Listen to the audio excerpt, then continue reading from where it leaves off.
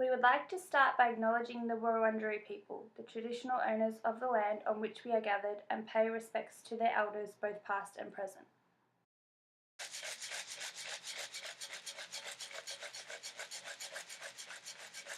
Some years ago, Yulbarubura.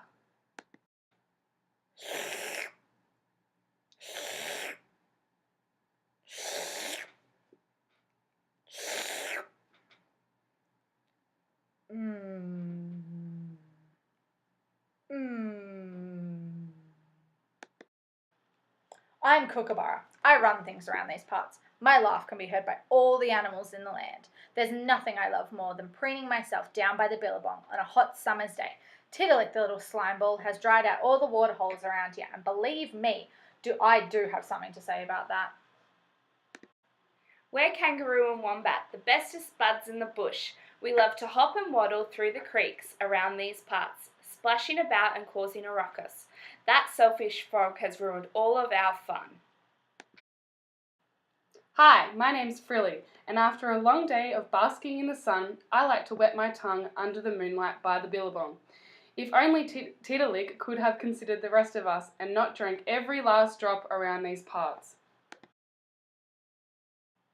The animals of Bunwurrung lands all held grievance towards Tiddalik the frog for drinking all of the water.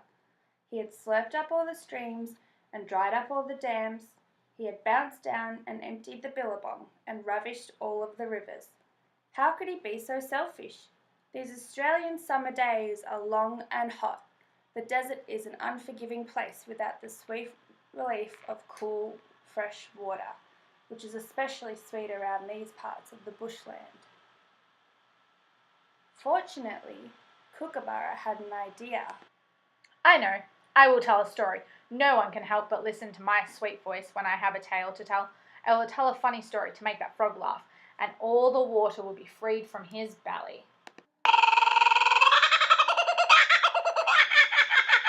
Unfortunately, this didn't work. Fortunately, Kangaroo and Wombat had an idea on how they could make Tiddalik laugh. Everybody knows that we are the funniest friends to be found for miles around. Wombat and I know how to make Tiddalik laugh.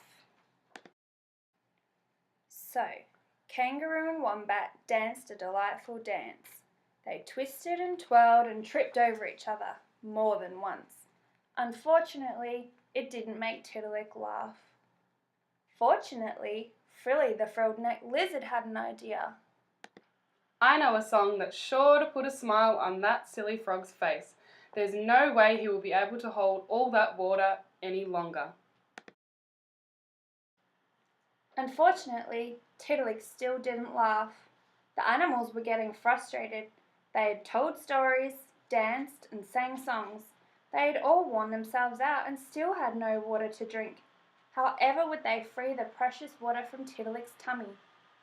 Suddenly, from under a nearby bidgy-widgy bush, Kangaroo heard something.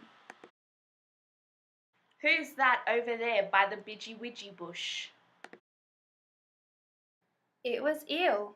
He was curled up and panting beneath the bidgy-widgy bush, Under the shade of a coolabah tree. With what looked to be all the energy he could muster, Eel slithered over to Tiddalik and started to wriggle and writhe. He twisted and turned until he twisted so much that he tied himself into a knot. Tiddalik let out a little giggle, a tiny tee, which quickly escalated into a full-on belly rumble. Suddenly, all the water that Tiddalik had slurped up from all the streams, every drop he had dried up from all the dams, all the water he had ravished from the rivers came rumbling up from his stomach and flooded the bone-dry banks of the billabong. The animals were overjoyed. Right away, Kookaburra flew down and ruffled her feathers in the water. Kangaroo and Wombat played leapfrog over the rippling waves. Frilly quenched her thirst, and Eel slithered down and swam away southbound through the water. Tiddalik sat and watched what fun his friends were having by the billabong. He started to feel regretful about drinking all the water. He watched the spot where Eel had slithered off into the billabong and in his thoughts he thanked his friends for showing him how much better it felt to share this precious resource with all the animals who needed it just as much as he did. Yulbarubura. These things happened a long time ago.